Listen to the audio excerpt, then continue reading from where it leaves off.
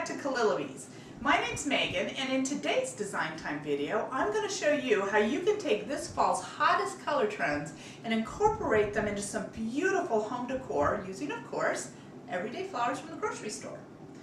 Now, I don't know how many of you are aware of this or not, but the fall fashion colors that we see splashed throughout the home decorating magazines in the fall are actually set by fashion designers, and they're debuted back in February during New York's Fashion Week at Bryant Park.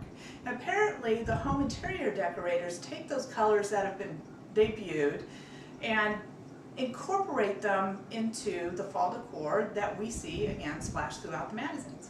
And this year, the colors that were debuted and that are going to be really hot for fall are a beautiful purple orchid. There's also a woodhouse green, which is a not your mother's avocado green. A beautiful chocolate truffle, which is a very rich shade of brown. There's a beautiful earthy golden yellow. And they're also showing what's called living coral, which is a beautiful coral that's kind of fuchsia infused. A lot of the colors are sort of fuchsia infused this year, as well as a lipstick red, which again has some fuchsia undertones to it. And then there's a couple of other colors that we will be working with today, and those are, let's see, there's a oyster gray and a rose dust, which both are kind of wispy shades of those colors. And then there's this year's turquoise, which they're calling lagoon, which between you and me looks like straight up turquoise. But today we're going to be working with the purple orchid, the woodhouse green, the lipstick red. I'm going to show you how to use that beautiful earthy yellow and the chocolate truffle, as well as how you can make a real pretty candle holder using this living coral color. Now for the first design, what you're going to need, or what I'm going to use to make it, is a large vase that you want to use that's, you know, an accent piece. It's not something that you slip on a shelf, even though you could, you know, you can translate any of these designs into any glass vase container that you want. But if you have something more substantial, it's really going to make an impact. And then I'm going to use the woodhouse green crushed glass and the purple. This is the light purple, not the dark purple. I think on the website it's just listed as purple. It's not the dark purple, crushed glass. And I'm also going to be using some of this red flat wire. This is a new product that we've just put on our website, and it's a lot of fun and it's really easy to use. Now I'm also going to need another vase container, a smaller one, that's going to fit into my other one, and I'm using some purple satin ribbon.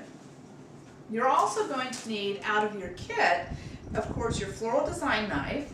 You're going to want to use your leather thumb guard if you still use it. Now, I don't use mine anymore, but again, if you're all apprehensive about working with a design knife, you're going to want to put it on. And you're going to need some floor preservative. Now, to get started, what I'm going to do is I'm going to open up my green crushed glass. I don't want too much in, so I actually think one of these is going to be fine. I might need to take some out. And then I'm going to take my second container and I'm just going to slip it down in there. I'm going to get it so that it sits evenly. And then I'm going to take, and what I want to do is when I put that in, I want to measure to make sure I haven't put too much crushed glass in so that it's extending out of the top, because I don't want that. I want to make sure that it falls below this rim, which this one does. And then I'm going to take some of this purple crushed glass. And I'm not going to use all of it. I'm probably going to use about half of it. Fill that up. And that's probably pretty good. And then that's going to sit in there like that. Both of those are beautiful. Next, I'm going to take this flat wire. And what I'm going to do is I'm going to use probably half of it, is what I've got here, a good amount.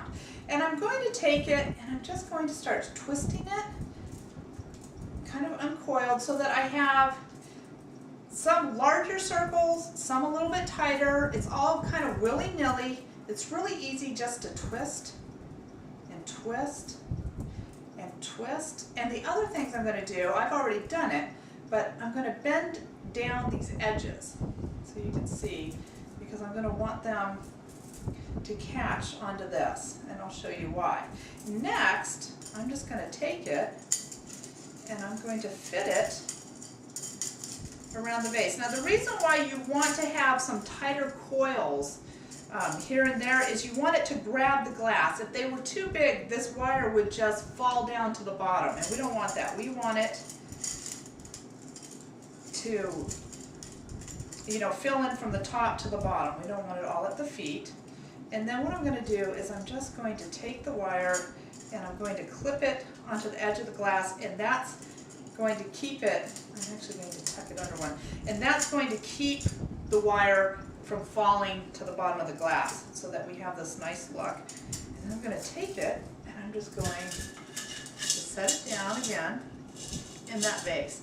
And this red is that lipstick red color that they're talking about for fall. And so there are 3 beautiful fall fashion colors.